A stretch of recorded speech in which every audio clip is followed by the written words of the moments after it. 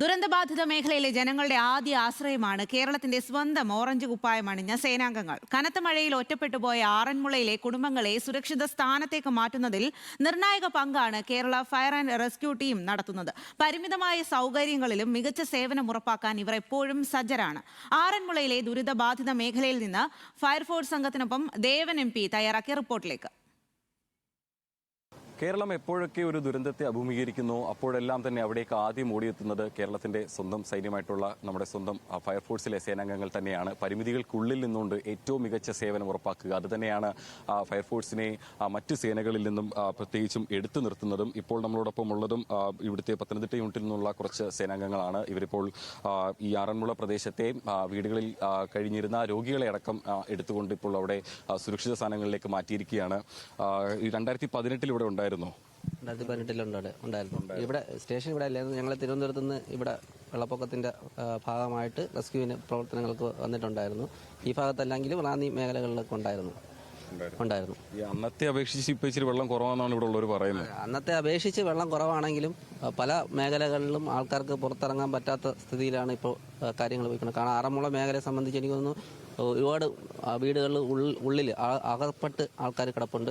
ഭക്ഷണവും വെള്ളവും വരെ ഞങ്ങൾ എത്തിക്കേണ്ട സ്ഥിതിയാണ് പല സ്ഥലങ്ങളിലും.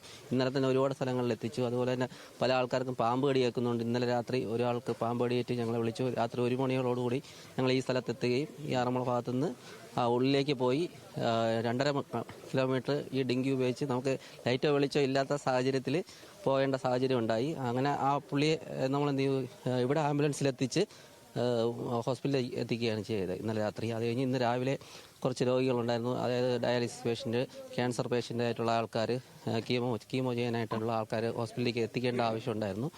ആ സാഹചര്യത്തിൽ രാവിലെ ഞങ്ങൾ എത്തുകയും അവരെ ഇപ്പോൾ ഹോസ്പിറ്റലിലേക്ക് എത്തിക്കാനായിട്ട് ആംബുലൻസിൽ കയറ്റുകയും ചെയ്തു. ഈ കൂടുതൽ ആൾക്കാരെ രക്ഷപ്പെടുത്താനായിട്ട് നമ്മൾ ചെല്ലുമ്പോൾ അവർ വരാൻ മടിക്കുന്നു എന്നുള്ളൊരു പരാതി പൊതുവെ ഉണ്ട്. വരാൻ മടിക്കുന്നു പറഞ്ഞാൽ അവർക്ക് വീടുകൾ അവർ വിട്ടുവരാൻ 2 നില വീടുള്ളവരാണ് അവർ സേഫായിട്ടിരിക്കുന്നത്. അപ്പോൾ ഒറ്റ നില കെട്ടിടമുള്ളവരൊക്കെ നമ്മുടെ കൂടെ വരാൻ നല്ല രീതിയിൽ അവർ ശ്രമിക്കുന്നുണ്ട്. പിന്നെ അത് മാത്രമല്ല, വീട് വിട്ട് വരാൻ ആരും ചിലപ്പോൾ ശ്രമിക്കത്തില്ല. 2 നില വീടുള്ളവരെല്ലാം സേഫാണ്. ബാക്കിയുള്ള പിന്നെ നമ്മൾ ആവശ്യമുള്ള സാധനങ്ങളെല്ലാം എത്തിച്ചു കൊടുക്കും. ചിലപ്പോൾ ഇപ്പോൾ വെള്ളത്തിൻ്റെ ലഭ്യത കുറവുണ്ട്. അപ്പോൾ അവർക്ക് കുടിവെള്ളം എത്തിച്ചു കൊടുക്കാനുള്ള സജ്ജീകരണങ്ങൾ മെമ്പർ, നമ്മുടെ ബ്ലോക്കിൻ്റെ ആൾക്കാരെല്ലാം നിന്നിട്ട് നല്ല രീതിയിൽ അവരെല്ലാവരും നിന്ന് ഇതിൻ്റെ കൂടെ തന്നെ എല്ലാം ചെയ്യുന്നുണ്ട്. പിന്നെ ഭക്ഷണം ഇപ്പോൾ ചില വീടുകളിൽ വെക്കുന്നുണ്ട്, ചിലത് ഇപ്പോൾ നമ്മൾ എത്തിച്ചു കൊടുക്കുകയാണ്. പിന്നെ രക്ഷാപ്രവർത്തനങ്ങൾ നടന്നുകൊണ്ടിരിക്കുകയാണ്. നമ്മൾ ഈ ഫയർഫോഴ്സ് സേനാംഗങ്ങളുടെ ഒരു കാര്യം പറയുമ്പോൾ ഞാനടക്കം നേരിട്ട് കണ്ടതാണ്. കഴിഞ്ഞ വയനാട് ദുരന്ത സമയത്ത് അവരുടെ പരിമിതികൾക്കുള്ളിൽ നിന്നുകൊണ്ട് ഏറ്റവും മികച്ച സേവനം നൽകിയതായിരുന്നു അന്ന്.